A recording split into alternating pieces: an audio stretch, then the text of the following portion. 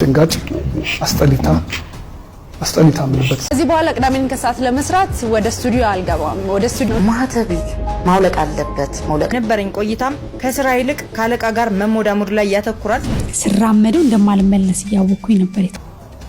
ሰው ልጅ በሲልክ አንድን ጥቅም ለማግኘት በዛ ርቀት ብዙ ሰዎችን በዛው እየጎዳ ዋጋ እያስከፈለ ተሰራበት ሴራና ስራውን በአግባቡ ለመከወን እንቅፋት ሲሆኑበት በስተመጨረሻም ጋዜጠኛ ዘውትር ደሳለኝና ኢቢኤስ ተለያይተው ወደ አባይ ቲቪ አቅንቷል። በአባይ ቲቪም ከመቅደስ ደበሳይ ጋር ተጣምሮ የመዝናኛ ፕሮግራሙን ሊመራው ተስማምቷል። በእሁድን በኢቢኤስ አዘጋጆች ለሁለት ተከፍለዋል። አርፈው ስራቸውን የሚሰሩና ሌሎች እንዳይበልጧቸው ሴራ ሲጠነስሱ የሚውሉ። ታዲያ እነዚህ ሰራተኞች እንዲባረሩ የሚያደርጉ ፕሮግራም አዘጋጆች ፕሮግራሙን እንዲሁም ጣቢያውን ጭምር እየበጠበጡት ይገኛሉ።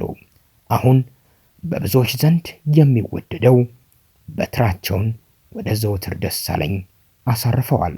ታዲያ ዘውትር ደሳለኝም አባይ ቲቪን ተቀላቅሎ ከመቅደስ ደበሳይ ጋር ልዩ የሆነ ፕሮግራሞችን ለመስራት ከጫፍ መድረሱ ምንጮች እየጠቀሱ ነው። ሁለቱ አዲስ ለሚሰሩት ፕሮግራምን ምክክር ጀምረዋል። እንግዲህ በተለይም በበርካታ ተከታታይ ሳምንታት ይመጣል እያሉ ተመልካቾች የጠበቁት ዘውትር ደሳለኝ ዳግም በኢቢኤስ ካሜራ አይታይም። አባይ ቲቪ የሱ አዲስ ቤቱ ሆኗል። ኢቢኤስም በዘውትር ቦታም በመተካት አዲስ ሴት ፕሮግራም መሪን ወደ ቡድኑ ቀላቅሏል።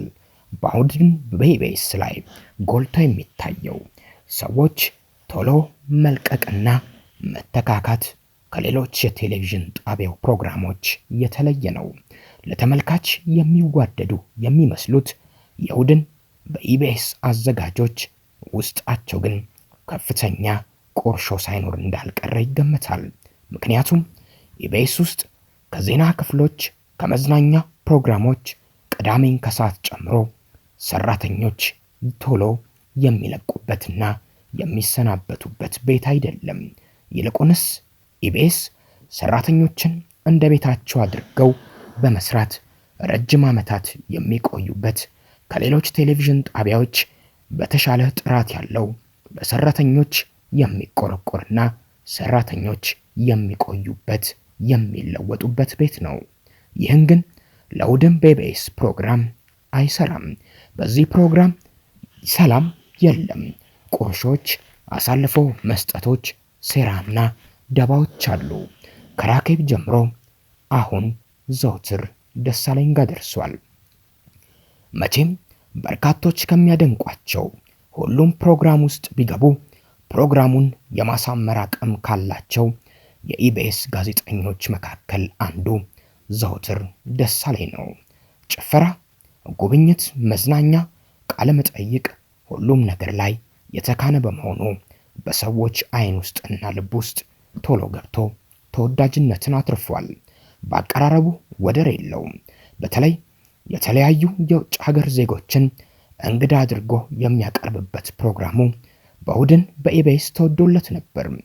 እንደዚህ አይነት ፕሮግራሞች ለተመልካች አሰልቺ ቢሆኑም ዘውትር ግን በመዝናኛነት በቀረበ አዘገጃጀት ሰዎች ፕሮግራሙን ተደስተው የሚያዩት እንዲሆን አድርጎ ነበር።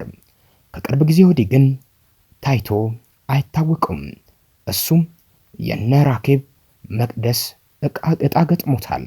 ከመቅደስ ደበሳይ በኋላ አባይ ቲቪን የተቀላቀለችው ራኬብ ናት። አሁን ደግሞ ሶስተኛው ሰው ዘውትር ደሳለኝ።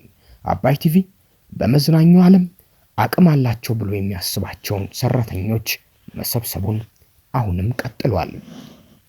ዘውትር ደሳለኝ ዘውትር ደስ ይበላችሁ በሚለው አባባሉ ወደ ኢቢኤስ ከመጣ በኋላ ከሌሎች በተሻለ ተወዳጅ ሆኖ ተገኝቷል። ሉላ ገዙ፣ ዳንኤል ተገኝ ከነሱ ሻል ብሎ እሁድን በኢቢኤስን ሲያቀላጥፈውና ሲመራውም ነበር። ሁሉም የየራሳቸው ልዩ የሚያደርጋቸው ነገር አለ። ዳንኤል ተገኝ የተረጋጋ ቁጥብ ሰው ነው። ትንሱ በኢቢኤስ አድጎ የራሱን ከለር ፈጥሯል። ሉላ ሁልጊዜ ሰው ሲቀነስና ሲጨመር ከሌሎች ለየት ባለ ሁኔታ ከኢቢኤስ የሚበልጥ ማንም የለም፣ እንዲሁም ከኢቢኤስ አንድም ሰው አይበልጥም እያለች ዘውትር ስትናገር ትደመጣለች። ሌሎቹ በእንደዚህ አይነት ንግግሮች ጣልቃ ሲገቡ አይታዩም። ትንሱ ማንም ሰው ሲለቅ አስተያየት አይሰጥም። አብረውት የሰሩትን ያከብራል፣ ቀጣይ ወዳጅነታቸውን ስለሚፈልግ። ዳንኤል ተገኝም ቁጥብ ነው። እንደሷ አፍ አውጥቶ እንዲህ ብሎ አይናገርም። ሉላ ገዙ ግን ከጓደኛዋ መቅደስ ጀምራ በመውጣታቸው ምንም እንደማይጎድል እንኳን ወጡ በሚመስሉ ንግግሮች አብሯት የሰሯትን ጓደኞቿን ክብር እንኳን ባልጠበቀ መልኩ ስትናገር ተደጋግማ ትሰማለች። የኢቢኤስ ዋስና ጠበቃ ናት ለመባል ከናፍቆት ጀምሮ እስከ መቅደስ ደበሳይ ከኢቢኤስ የወጡት ሁሉም ሴት አቅራቢዎች ከሉላ ገዙ በተሻለ ብቃት ያላቸው እንደሆኑ በርካቶች ይመሰክራሉ። ሉላ ግን አሁንም በዚህ ቤት ቀጥላለች። ዘውትር ቀጣዩ ተሰናባች ሆኗል። ከእሑድን በኢቢኤስ አንድ ቀን ቀደም ብሎ የሚታየው ቅዳሜ ከሰዓት የተሰኘው የኢቢኤስ ፕሮግራም ዳጊ ሲም ካርድን ጨምሮ ጸገነትና ዮናስ እንዲሁም አብርሃም ሌሎቹም ለረጅም ጊዜ በአንድ ላይ ሳይበተኑ ብዙ ሳይቀናነሱ ሰርተዋል። የኢቢኤስ የዜና ክፍል እንዲሁም ሌሎች ክፍሎቹም ሰራተኞች ለዓመታት አብረው የሚሰሩባቸው ናቸው። እሑድን በኢቢኤስ ብቻ በየጊዜው ሰው ይወጣል፣ ሰው ይተካል። የፕሮግራም አዘጋጆቹ ለሁለት መከፈል ይህንን እንዳመጣ በርካቶች ያምናሉ። በተለይም ከዚህ ፕሮግራም ጀርባ ተወዳጅነት የሚገኝበት ነውና የቀናት መንፈስም መሃል ሳይገባ እንዳልቀረ ይገመታል። ምክንያቱም መከባበሩ አብሮ ካሜራ ፊት እስከ ቆሙ ድረስ ብቻ መሆኑ ነው። ከካሜራ ጀርባ ግን ባላንጣነት ያየለበት ነው። ሉላ ፈገግ ስትል ብዙዎች ልበቀና ናት ብለው ያስባሉ። እንደምትታየውም ትመስላለች። ነገር ግን ምናልባት ከሷ ጋር የሚጋጩ ፕሮግራም አቅራቢዎች በኢቢኤስ ውስጥ የመቆየት እድላቸው ጠባብ ሳይሆን እንዳልቀረ በርካቶች ያምናሉ። ዘውትር ደሳለኝ ወደ አባይ ቲቪ ተጉዞ ከመቅደስ ደበሳይ ጋር ለየት ባሉ መሰናዶዎቹ ሲመጣ የህዝቡ ተቀባይነት ምን ያህል ይሆናል የሚለው ካሁኑ እየተጠበቀ ይገኛል። ዘወትር ደስ ይበላችሁ እያለ በአባይ ቲቪ ካሜራ ለመምጣት ዝግጅቶቹን እያጠናቀቀ ይገኛል። ኢቢኤስ እያጣቸው ያሉት እነዚህ እንቁ ፕሮግራም አቅራቢዎች ወደ የቴሌቪዥን ጣቢያው እየሄዱ እየደመቁ ይገኛሉ። ቻናል 7 የኢቢኤስ አንዱ ክፍል ሊባል የሚችል ነው። በኢቢኤስ አድገው በኢቢኤስ ታውቀው አሁን እየደመቁበት ይገኛሉ።